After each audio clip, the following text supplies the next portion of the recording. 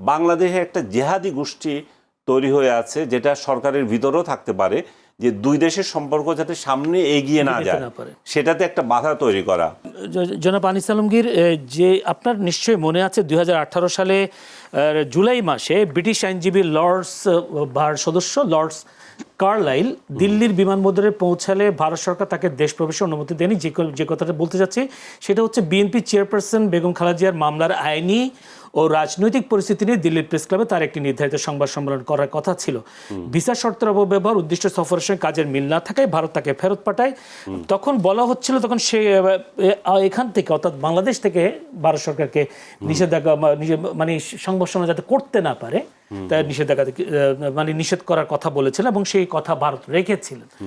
তারা বিএনপির পক্ষ থেকে সেই তখন এই কথাটা বলা হচ্ছিল। তাহলে ওই কথা রাখতে পারলে এবারে 5 আগস্টের কথা ভারত রাখলো না কেন?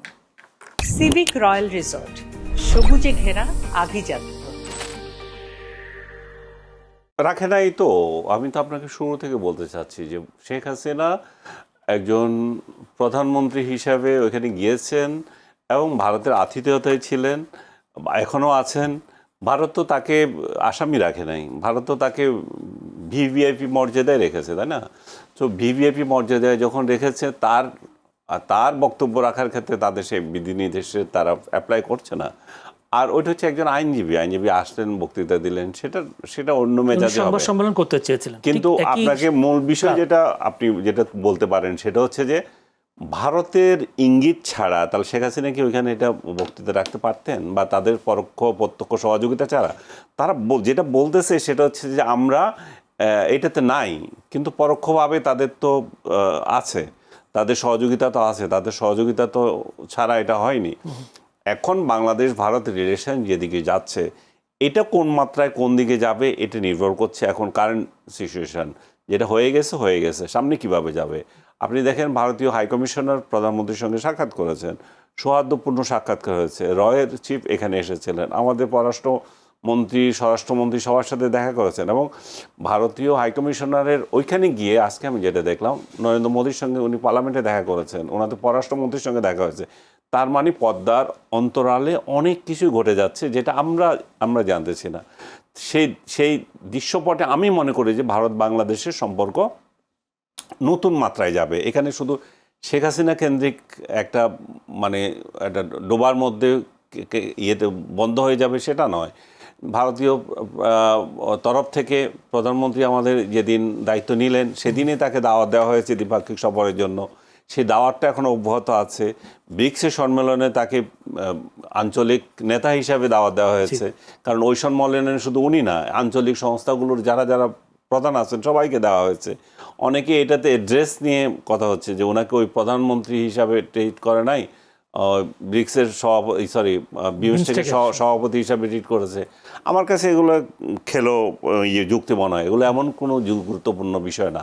বিষয়টা হচ্ছে যে আমাদের দ্বিপাক্ষিক সম্পর্কে আমাদের আত্মমর্যাদা আছে কিনা, আমরা দুই পক্ষ বাংলাদেশকে ভারত ওই মাত্রায় সম্মান করে কিনা, আমাদের প্রধানমন্ত্রী, আমাদের নির্বাচিত প্রধানমন্ত্রী তাকে সম্মান করে কিনা, এইসব জিনিসগুলো আমরা দেখতে হবে। এবং আমাদের যে দর কষাকষি যে জায়গাটা সেটাকে স্ট্রং করতে হবে কূটনীতিতে। আমরা যে শুধুমাত্র এক জায়গায় বসে থাকবো, নোট বারবার দিব, এই করবো সে করবো, তা না। আমাদের একটা বহুমুখী কূটনীতির দরকার আছে, মাল্টি অ্যালাইনমেন্টের দরকার আছে। আমাদের এখানে যে পরাশক্তি যারা আছে, সরাসরি বললে চীন বা আদার্স, এদের দ্বারাও আমার প্রভাব বিস্তার করার চেষ্টা করবো যে তুমি আমার উপর সবসময় মাতব্বরি করবে, আমি তোমার সেটা নেব না।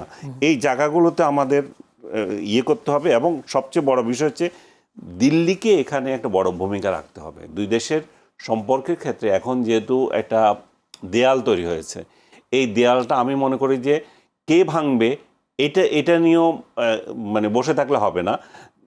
আমার স্বার্থ উদ্ধার করার জন্য আমার যেটা দরকার আমি সেটাই করবো। এটা সেই জায়গায় আমি আগেই যাব না সে আগে যাবে সেটা বিষয় না।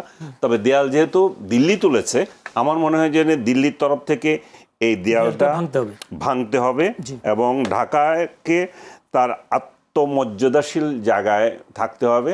এমন কিছু ঢাকা করবে না যেটা দ্বারা আপনার দেশের সার্বভৌমত্ব বলেন, নাগরিক মর্যাদা বলেন, সেটা যাতে ভেঙে না যায়। আমাদের মূল কথা হচ্ছে যে প্রতিবেশী বদলানো যায়, যেটা আমরা বারবার বলে থাকি, তাই জাতীয় স্বার্থ এবং বদলানো যায় না, তাই তাই জাতীয় স্বার্থ এবং সম্মানের ভিত্তিতে এটা নতুন একটা কূটনীতির সূচনা করতে হবে। যে বদ্ধ রাজনীতি, বদ্ধ কূটনীতি এই বিগত দিনগুলোতে চলে এসেছে, তুমি আমার কথা শুনবা, আমি তোমার কথা শুনবো, সেটা না। আত্মমর্যাদার একটা জায়গায় বাংলাদেশ যাতে ভারত বাংলাদেশ সম্পর্কের ক্ষেত্রে তৈরি করতে দীনেশ পারে। ত্রিবেদী প্রধানমন্ত্রী তারেক রহমানের সাথে বৈঠকের পর তিনি বলেছেন দুই প্রধানমন্ত্রী বসলে অনেক জটিল সমস্যার সমাধান হবে। কিন্তু আপনার কি মনে হয় যে সীমান্ত হত্যা, পৌশিন, গঙ্গা চুক্তি, তিস্তা চুক্তি থেকে শুরু করে এই যে শেখ হাসিনাকে আশ্রয় দেওয়া, বক্তব্য দিতে দেওয়া, এই সব সমস্যার সমাধান কি আসলে সম্ভব কিনা? এতগুলো কেন সম্ভব না? এটা নির্ভর করছে দর কষাকষির কূটনীতিতে আপনি কতটা বিচক্ষণ আছেন, আপনি কতটা বুঝাতে পারেন, এবং আপনাদের মধ্যে ওয়ার্ম সম্পর্ক কতটুকু আছে, সেগুলোর উপর নির্ভর করছে।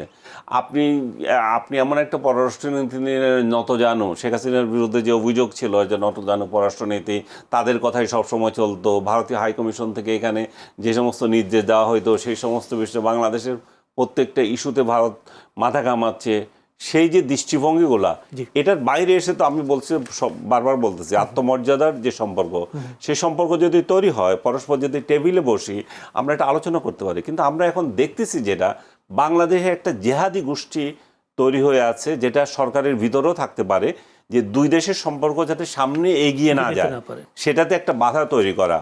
এবং আমি মনে করি যে দুই প্রধানমন্ত্রী যদি মিলিত হন এবং খুব সহসা যদি তাদের মধ্যে বৈঠক হয়, সেটা ব্রিক্সের সম্মেলন হোক আর দ্বিপাক্ষিক হোক, এই ইয়েগুলো, এই বাধাগুলো কেটে যাবে। আমি এই প্রসঙ্গে স্মরণ করে দিতে চাই যে সম্ভবত 2009 সালে ইলেকশনের আগে যে ইয়েটা হয়েছিল, বেগম খালেদা জিয়া ভারতে গিয়েছিল, ওনাকে অসাধারণ একটা সংবর্ধনা দিয়েছিল ভারতের তরফ থেকে, এবং একদম রীতিমতো ওনাকে বুঝিয়ে দেওয়া হয়েছিল, 9 সাল না, তারও আগে, যে নির্বাচনের আগে তারপরে, যেটা 9 সালের নির্বাচনের পরে, মানে 14 নির্বাচনের আগে, 14 নির্বাচনের আগে, হ্যাঁ, প্রথমে বেগম খালেদা জিয়া ভারত সফর করলেন, ওনাকে রেড কার্পেট সংবর্ধনা দিল। তারপরের সপ্তাহে শেখ হাসিনা গেলেন। দেখেন আপনি, ওইখানে কিন্তু শেখ হাসিনা এমন কোনো ইয়ে পায় নাই।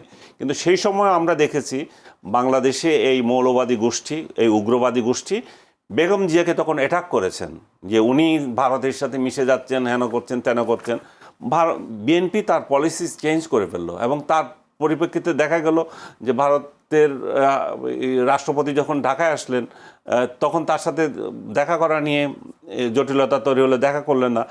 বিএনপি সবসময় একটা এই জেহাদি গোষ্ঠীর প্ররোচনায় পড়ে যে তার পলিসি স্ট্যান্ড কী হবে, সেই জায়গায় থাকতে চায় না। আমি মনে করি যে তারা যে সিদ্ধান্তই নেবে, সেটা হতে হবে দল এবং দেশের আত্মমর্যাদা যেমন রক্ষা করবে, তেমন দূরদর্শী হতে হবে।